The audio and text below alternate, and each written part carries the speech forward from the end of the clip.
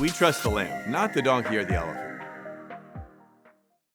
Food has a really important part in our life. Like our podcast, Truth Over Tribe, we're also often talking about contentious issues, political issues, things that divide people. And, you know, of course, the world is so fractured right now. But it seems like when you sit down over a meal with someone, that there's a kind of intimacy, a kind of personalness to it that, I don't know, it like allows some real connection between people who might disagree and be yelling at each other on CNN later. I don't know. Yeah. Why do you think that is? I mean, do you find that? And why do you think it is that sharing a meal is so unifying?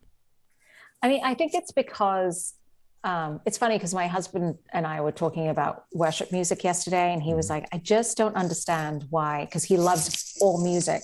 He's like, I just don't understand why the majority of worship music is like so soft and round, like there's no spiky edges to it. And I was like, well, maybe it's just so it can appeal to everyone. There's sort of this sense of, and I don't mean this pejoratively, but like the lowest common denominator, we can just kind of unify and agree over this and then go off on our merry way. And I think there's something about eating that is the lowest common denominator between you and me. If there was a way for you and I to experience not breathing together, that would be the only lower, the only thing that would be lower, right? So you and I, when we eat, it's sort of acknowledging like we can disagree about every single little thing. But this, us drinking the water and breaking the bread, this we both agree we need. And it's essential. And in fact, when this is threatened, you and I are in the same boat. You know what I mean? Like we would do anything to make sure our kids are fed, et cetera, et cetera. So I think there's that aspect of it that sort of breaks down walls. And I also think that it is physically a very intimate process to take something from the outside and put it inside.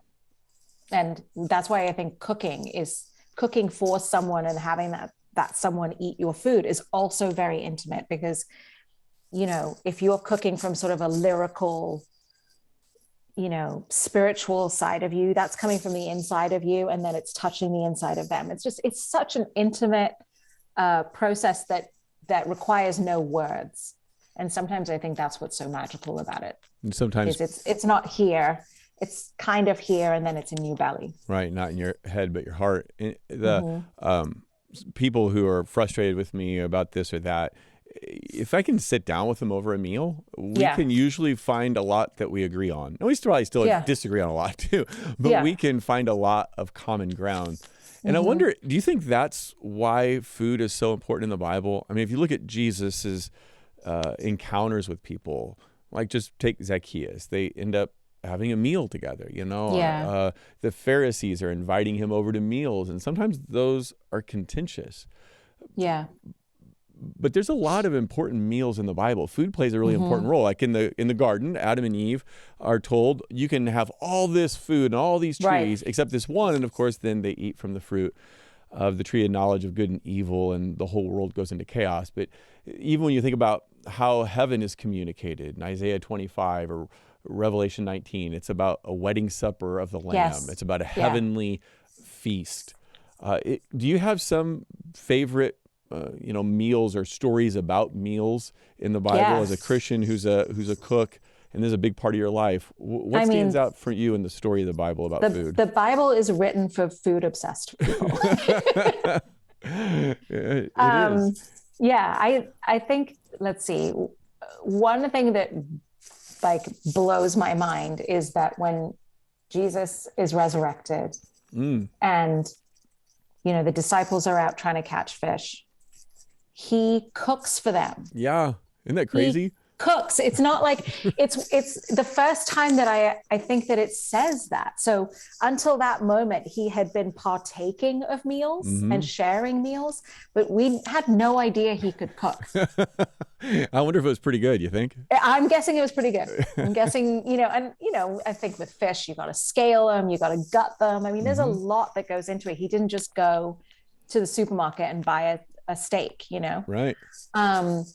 So that always blows my mind, that I have something in common with Jesus, that he knows how to cook. I'm assuming he kind of liked it, and so do I. And so that's like this way that the two of us can be connected. Yeah. And then my other favorite story is actually when David becomes king, and so all the way back into the Old Testament, but when David becomes king and he has every right to exterminate any relative of Saul. Mm-hmm. But because of his affection and his love for Jonathan, he says, is there anyone related to Jonathan to whom I can extend my kindness? He was just looking for an opportunity for that. And the way that he showed it was to Mephibosheth, who was crippled. It was Jonathan's son, who was in hiding, who was so scared for his life because he knew what was coming. And yet David shows mercy and kindness to Mephibosheth by saying, come and eat at my table. And in fact, you will eat at my table forever. And it was sort of this personal, it gets me like really emotional every time. Like it's this personal relationship between the two of them, David extending grace and kindness and mercy to him and life, you know what I mean? Like actually giving him life. But then it was also for everybody else to see, this is the kind of king that I am going to be, you know, this is who I am. And of course, that's who God is, right? So that story, the second I read it, I was like, why is this not depicted in the great paintings in the museums? You know what I mean? Like the Last Supper, obviously, I understand, very significant. We should have been painting it. But Mephibosheth, pretty special story. Such a good one. But like you said, it's an Old Testament picture of coming and sitting because of the mercy of the king at the king's table. And the Last Supper, the Lord's Supper, we celebrate that in our services because it's a picture of the same thing. By grace, God has invited us to his table. And what do we do when we come to his table to meet with him? Where does he say he's going to meet us in a special and powerful way? It is over food, is over the bread and the wine, the body and blood of Christ that nourishes our faith. Right. And then I think of 1 Corinthians 10, where it says, whether you eat or drink, whatever you do it all for the glory of God. That's usually in my kitchen. I have like a little poster. That's usually in my kitchen. Well, and you've kind of found this niche where you can cook to the glory of God. You can be a part of people's lives in a special way and have an influence on them. Is that how you think about your vocation? Like this is where God has put you to do this work with your family and everything. It's not the only thing about you, but to do this work for his glory. 100%. Yeah. And I think if I lose sight of that, then I get in trouble. And you know, then maybe the self-doubt and all that other stuff starts. Then it becomes about me. Then it becomes about me, and it becomes about like my ability and you know, where I'm coming up with new recipes and where my recipes are failing and what people think about it. Do I use too much cardamom? You know, things like that.